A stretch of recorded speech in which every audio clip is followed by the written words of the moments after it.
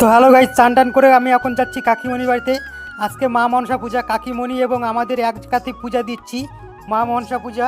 কাকিমণি পুজোর জোগাড় করছে, এদিকে বলতে বলতে আমাদের ইয়ং হ্যান্ডসাম ঠাকুর মশাইও চলে এসেছে। কাকিমণির পূজার ঘরটা 3 তলায় রয়েছে। ঠাকুর ঘরটা কত সুন্দর গোছালো, তাই না?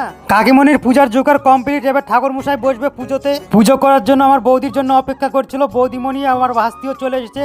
এখন ঠাকুর মশাই বসবে পুজোতে। ঠাকুর মশাই দেখে নিচ্ছে পূজার জোগাড় জাগার সব ঠিক আছে কিনা। আর এদিকে আমার ভাস্তির বাদরামি চালু হয়ে গেছে। পূজার যেইটুক জোগাড় বাকি রয়েছে ঠাকুর মশাই নিজেই জোগাড় তৈরি করছে। একটু পরে পুজো চালু হয়ে যাবে। কাকিমণি আমার ভাস্তিকে একটু আদর করে দিচ্ছে।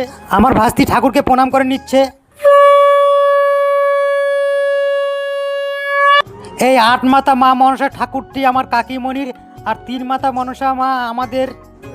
এখন ঠাকুর মশাই পুজোতে বসবে, তাই কাকিমণি আর বৌদি জোগাড় হয়ে বসে বসে পুজোর সামনে। ঠাকুর মশাই ততক্ষণ পূজা করুক, বাইরে থেকে তোমাদের দেখে নিয়ে আসি এখান থেকে কেমন বাইরে দেখতে লাগছে। 3 তলার ছাদ থেকে বাইরেটা দেখতে মোটামুটি ভালো লাগছে। তোমাদের কেমন লাগছে একটু কমেন্ট করে জানিও। আমাদের পুজো এখন কমপ্লিট, তাই কাকিমণি আর বৌদির একটা ছবি তুলে দিচ্ছি। পুজো কমপ্লিট, আমি এখন প্রসাদ খাচ্ছি, বাকিরা সবাই নিচে বসে প্রসাদ খেতে।